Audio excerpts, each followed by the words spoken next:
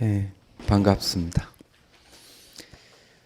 여기 115페이지 보십시오.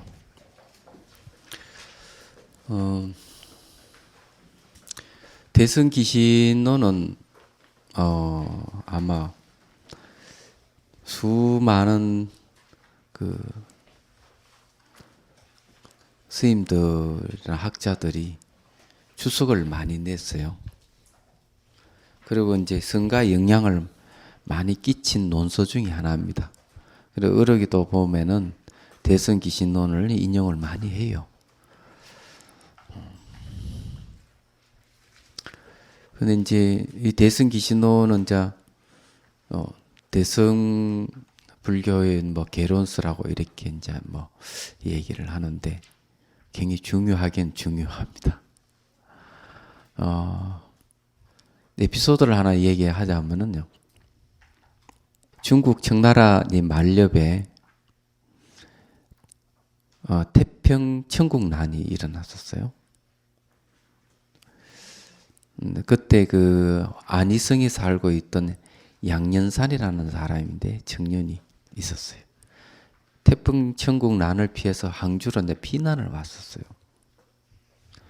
피난을 와가지고 사는데 옆집에 피난 온 사람 집을 우연히 보게 돼서 보니까 진짜 마음에 쏙 드는 처녀가 있는 거라. 그래서 이제 쫓아가서 어머니한테 졸랐습니다. 저 장가 가겠습니다. 그러니까 어머니 하는 야, 너 부인이 있지 않냐고. 너 부인이 아기를 가졌으니까 그 아기 낳는 거 보고 결정하자. 그때 태어난 아기가 아들이라 너 새 장가 못 간다. 그때는 뭐 부인을 둘 수 있었던 그런 부자였는 뭐예요. 이 청년이 그 처녀 때문에 상사병이 걸려가지고 뭐 몇 날 며칠 헤매고 다니다가 어느 날 그 항주 시내에 어느 흐름한 서점에 쑥 들어간 거예요. 서점에 들어가다 보니 뭐 눈에 하나 턱 띄길래 책을 잡아서 읽었는데 그 자리에서 처음부터 끝까지 쫙 읽고 그 책을 가져가가 집에서도 문을 그거로 잠그고 그것만 읽은 거예요. 그리고는 상사병은 온데간데고 막 없어져 버린 거예요. 이 불같은 그 상사병을 잠재웠던 그 책 제목이 뭐냐면은 대승기신론입니다. 그러고는 이 사람이 어떻게 했느냐 하면은 태평천국 난에 의해서 불교 경전이 없어지고 흩어진 걸 쭉 모아서 남경에다가 각경철학하는 걸 만들었어요. 그게 이제 경전을 펴내는 곳이에요. 그리고 이제 청나라 대신을 따라서 그 흠차 대신이라는데 따라서 어디 가는 영국에 갑니다. 영국에 가가지고 일본 성녀를 만나요. 그리고는 일본에 그 불교 전적들이 있다 하는 거 알고는 중국으로 돌아와서 다시 사람을 보내 일본에서 불교 전적들을 다시 가져옵니다. 그래 그 중에서 유식에 관련되는 책을 발견하고 열심히 공부를 해요. 그러고는 거기서 이제 강당을 개설을 합니다. 중국 전역에서 유수한 인재들이 와서 배웠는데 그들이 이제 중국을 건국하는 인재들이었어요. 지금 그 1960년대에 문화혁명이 일어나고 10년 동안 불교가 파괴되고 망했지만은 급속도로 불교가 다시 일어날 수 있었던 배경이 그 양년살이라는 사람이 있어서 그래요. 그 뒤에 이어서 많은 제자들이 배출됐는데 심지어 중국 장경에 오류를 갖다가 처음 잡아내는 거예요. 티베트 장경을 대조해가면서 그런 연구까지 있어. 이제 와서 이제 세계에서 이제 티베트 장경에 관심을 갖고 연구를 하지만은 청나라 만료에 벌써 그런 작업을 했었던 겁니다. 이 이 사람들이. 그리고 그 밑에 승려도 이제 제자로 있었던 사람인데 테어라는 스님이에요. 근데 이건 민난 지역으로 와가지고 다시 이 실온 불교를 일으키는데 그것이 그대로 대만에 전해져서 지금 대만 불교가 꽃을 피우게 된 겁니다. 근데 그게 첫 출발이 바로 대승 기신론이에요. 그 대승 기신론에 의해 가지고 중국의 제가 불자가 다시 이제 불교를 일으키고, 그래 다시 이제 융성하게 되는 그런 계기가 됐는데, 지금은 이제 많은 학자들이 이제 이 얘기가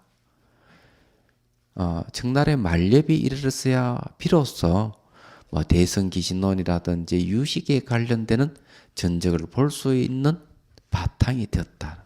이렇게 이 얘기를 할 정도입니다. 좀 어렵다는 얘기죠. 얘기하자면. 그 대승 기신론에 대한 에피소드 하나 더 있는데, 송강사에서 이제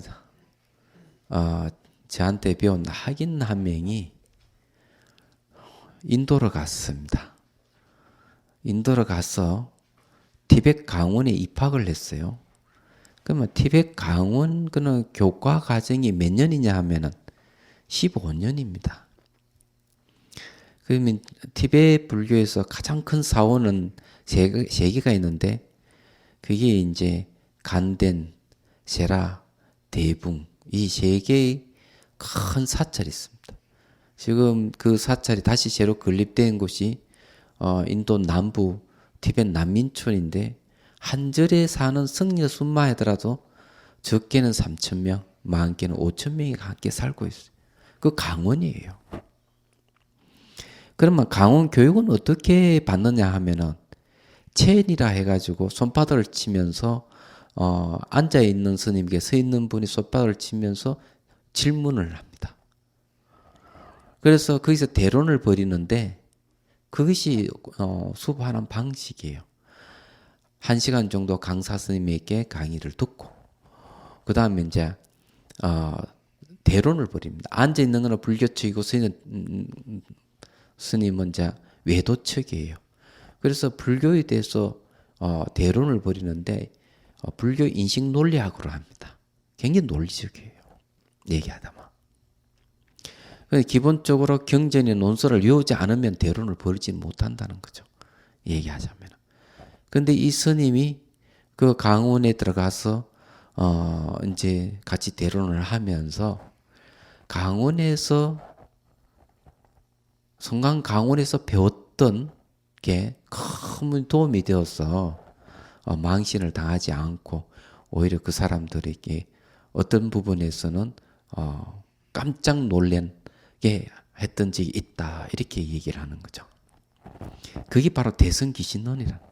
대론을 벌이면서 궁하면 대승기신론 내용을 갖고 직접 질문을 들이대고 답변을 했다는 거예요.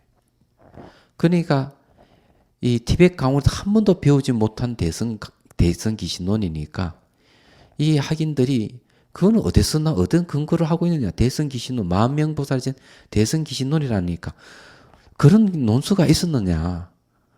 우리는 배우지 못했는데 정말 그게 맞느냐. 그러면은 강사 스님에 가서 물어보자. 근데 강사 스님한테 이제 가서 이 대론 내용에 대해서 얘기를 하니까 그 노스님이 듣더니 막 빙긋이 웃으면서 그런 얘기를 했다는 거죠. 대승기신론은 강원을 졸업하고 난 뒤 강사 그 자격을 따려는 사람들에게 필수 과목으로 배우는 게 대승기신론이다. 그럼 강사 자격을 따는 데 있어서 몇 년 걸리느냐 하면 7년이에요. 거기에서 그 7년 교육 방법도 역시 체인이라 해가지고 대론을 하는 겁니다. 시험도 대론을 벌이는 거예요. 예를 달라이 라마 같은 분도 어릴 때부터 계속 그렇게 대론을 벌여가며 시험을 통과해서 그런 자기를 갖추게 된. 티벳 불교는 모두가 다 그렇게 하는 거예요. 근데 이 대승기신론은 이제 그 아주 대단하고 티벳 불교에서도 마한명보살이라는 이 마한명보살 굉장히 숭상할 정도로. 그래서 유식에서 좀 미흡한 부분을 대승기신론 마음명보살이 아주 적절하게 지적해서 그것을 얘기하고 있다. 이렇게 인식을 하고 있다고 얘기를 합니다. 근데 그네들이 이제 중요시 여기는 게 대승기신론만 아니고 하은경 십지품, 그 다음에 능경 이런 게 이제 아주 티베트 불교 그 강원 교제에서 벗어나서 강사 되려는 계시학위를 받으려는 사람들이 배우는 과목 중에 그런 게 들어있다 하는 걸 알게 됐었어요. 근데 이 대승기신론은 상당히 어렵습니다.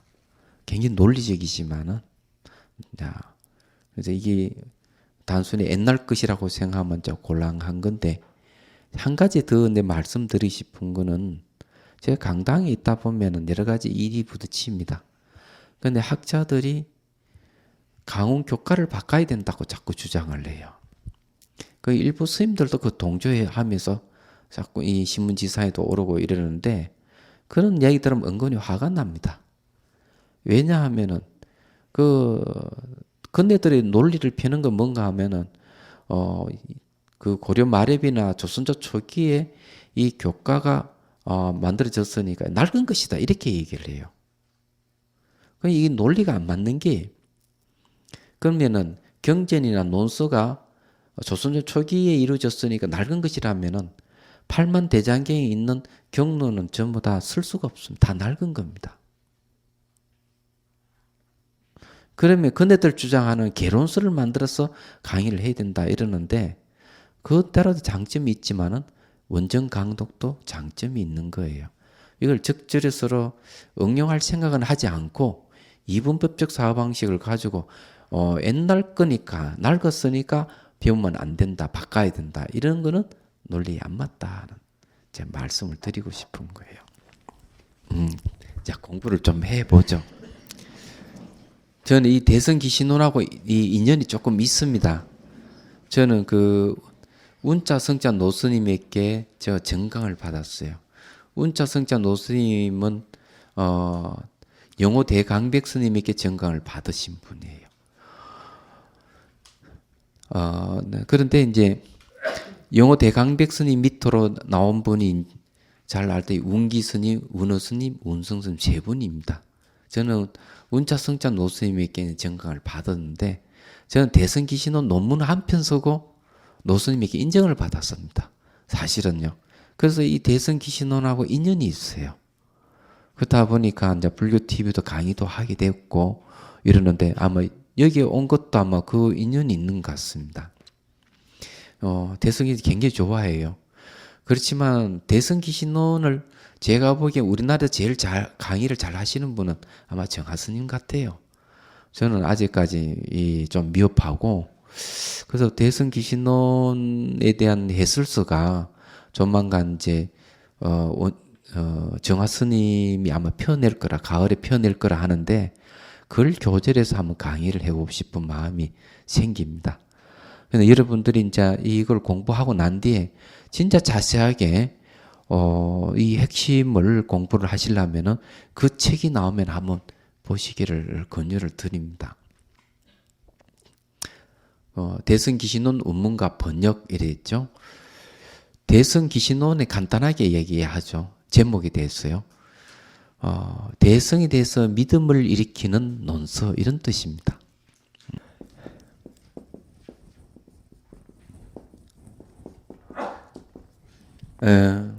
여기 이제 대승하는 거는 소승과 반대되는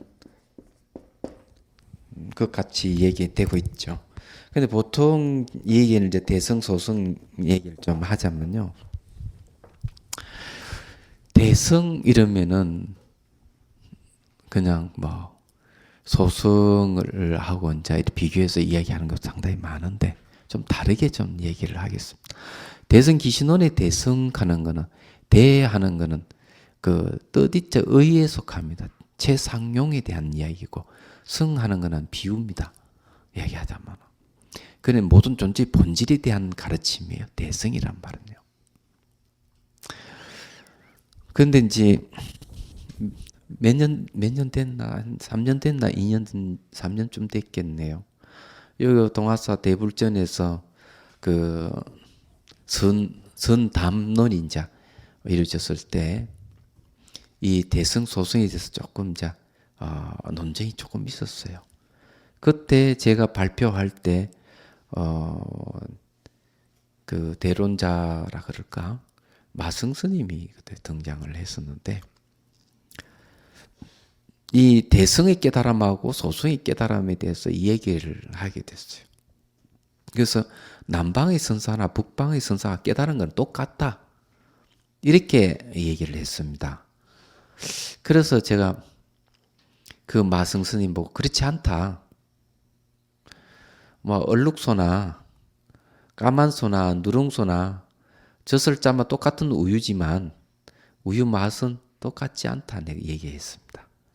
그는 그 근거가 이제 제가 소승에서의 심식은 육식까지만 얘기한다 그랬어요. 시각, 청각, 후각, 미각, 촉각, 의식. 그럼 대승에서는 여기다가 말라식과 아리아식이 더 붙여져 있다. 그러면서 깨달음도 다르다 그랬습니다. 육식 차원의 깨달음하고 팔식 차원의 깨달음은 다르다. 육식 차원 깨달음은 아라한까지가 전부고 팔식 차원의 깨달음은 바로 부처의 경지를 얘기하는 것 때문에 깨달음의 차원이 다르다. 제가 이 얘기를 했어요. 그러면서 갑자기 주장하는 게 그렇지 않다. 마승 스님은 대성에서 이야기하는 특히 유식에서 얘기하는 말라식이라든지 아리아식에서 이야기하는 심식을 얘기하고 있다. 남방에서도. 그는 바방가다 이랬습니다. 그리고 바방가가 뭔가 하면 잠재의식을 얘기하는데 제가 얘기했습니다. 그 비슷한 거는 맞다. 하지만은 그 잠재의식이도 육식 안에 포함되어 있지 7식과 8식 분명히 구분하지는 않았다. 제7 말라식이 대상이랑 제8 아리아식이 대상에 대해서는 명확하게 아비달마에서는 얘기 안 하고 있다. 그러면은 깨달음도 다른 것이다. 이렇게 얘기했고 또 한 가지 이제 얘기할 수 있었던 게 육식이 완전히 그냥 의식이죠. 시각, 청각, 후각, 미각, 촉각, 의식까지 완전히 소멸했을 때 오는 경지가 멸진정이입니다. 멸진정을 거쳐야만 nirvana를 얻고 아라한이 되는 거예요. 그럼 대승이 봤을 때는 그것이 어느 정도의 경지냐 하는 거예요. 그 어느 경지인가 하면은 초지 경지입니다. 초지는 주객이 없는 자리에 머무는 경지. 거기 이제 멸진정의 경지를 할 수 있는데 대승불교에서 멸진정은 어느 정도의 경지냐 하면은 칠지보살의 경지예요. 칠지보살이라고 하는 것은 멸진정이 들었을 때 의식만 소멸하는 게 아니고 제7말라식과 거의 부차적인 심리가 다 소멸한다. 제7식이 소멸하는 경지까지 가면은 바로 칠지보살의 경지입니다. 조지가 아니에요. 그런데 8식은 왜 멸하지 않느냐? 몸이 죽지 않기 때문에 멸진정이 들어도 몸이 죽지 않기 때문에 7식까지 소멸한다. 몸은 제8 아리아식의 한 부분이다. 그 얘기를 합니다. 그걸 증거로 내세웁니다. 대승불교에서는.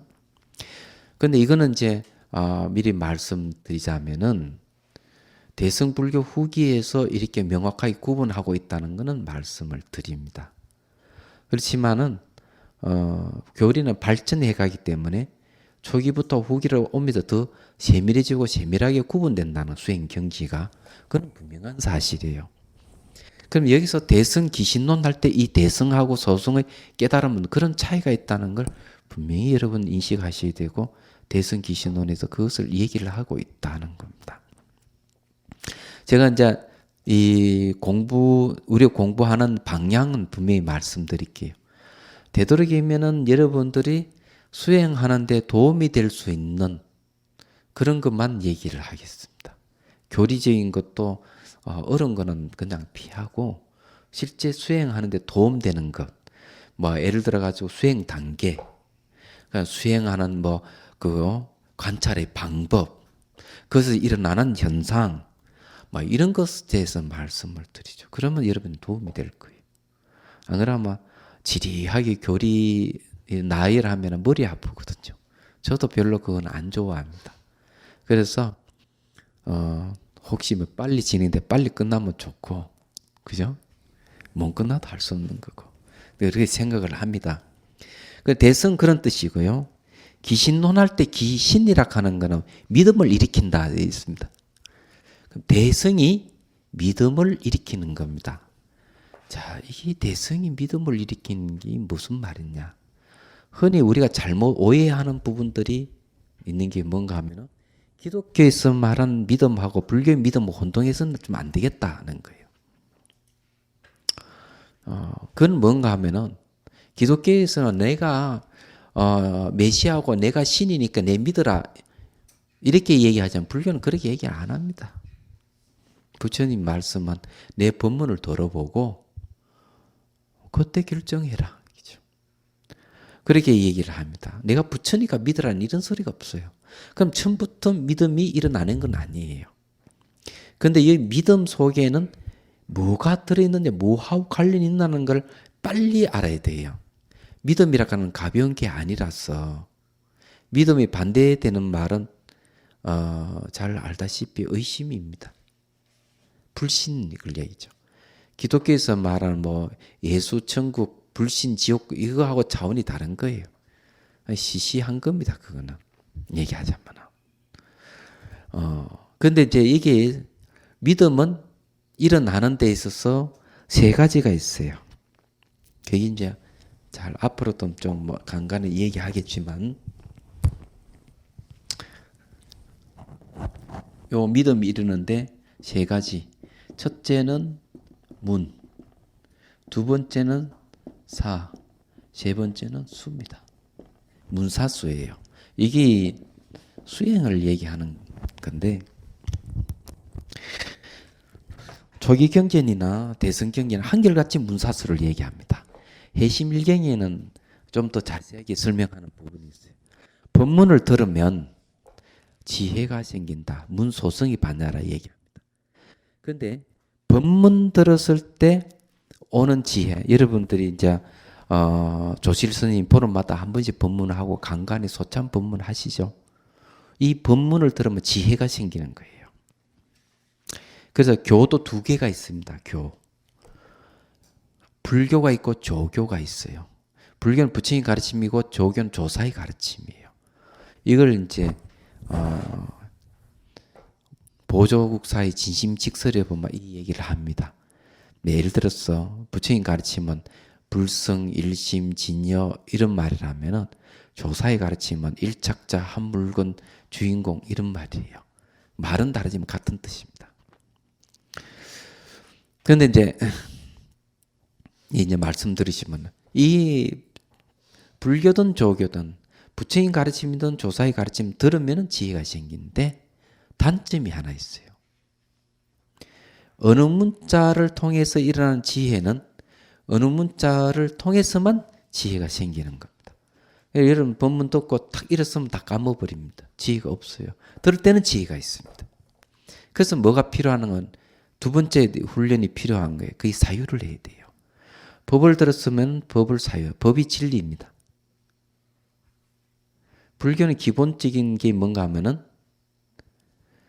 진리가 우리를 자유롭게 한다는 게 기본적인 겁니다. 법이 진리. 진리를 들으면 바로 해탈이 옵니다. 지혜가 바로 해탈을 가져다 주는 거예요. 그건 사유를 해야 돼요. 사유하면은, 사유할 때는 지혜가 있지만 사유하지 않으면 지혜가 달아나 버립니다. 그래서 세 번째 딱 가야 되는 거예요. 내가 뭔가 마음을 통해서 법을 제달하면은 이제는 일어서나 앉으나 잠을 자거나 안 자거나 관계없이 체험한 것은 바뀌지 않게 되는 겁니다. 그 지혜가 안 바뀌는 거예요. 그래서 이 지혜를 이야기할 때는 반드시 같이 이야기하는 되는 부분이 바로 믿음이에요. 그래서 법문을 들으면은 지혜가 생긴과 동시에 믿음이 생긴다. 불신이 없어지기 때문에, 의욕이 사라지기 때문에. 그런데 이 믿음은 약하다 그랬습니다. 경전에서. 사유해서 오는 지혜에 의해서 일어나는 믿음은 듣는 것보다는 깊지만은 그래도 약하다. 그래서 내가 수행해서 명상을 통해서 수행을 통해서 얻은 지혜에서 일어나는 믿음이 확고하다는 거죠. 그래서 대승기신론에 수행신신분이라는 나옵니다. 수행을 하게 되면 믿음이 견고해지고 정장해진다 하는 거예요. 그럼 믿음은 어디서 끝나는가 하면 완전한 깨달음, 부처의 경계에 이르렀을 때 믿음이 완성되는 겁니다. 그럼 믿음은 도의 권원이다, 공덕의 업문이다 하고 한경에서 그렇게 얘기를 하는 겁니다. 그래서 수행하는데 신심이 떨어져 버렸다 이러면 수행 못하는 겁니다. 그런 신심 떨어졌다 하는 거는 의욕이 생겼다는 거예요.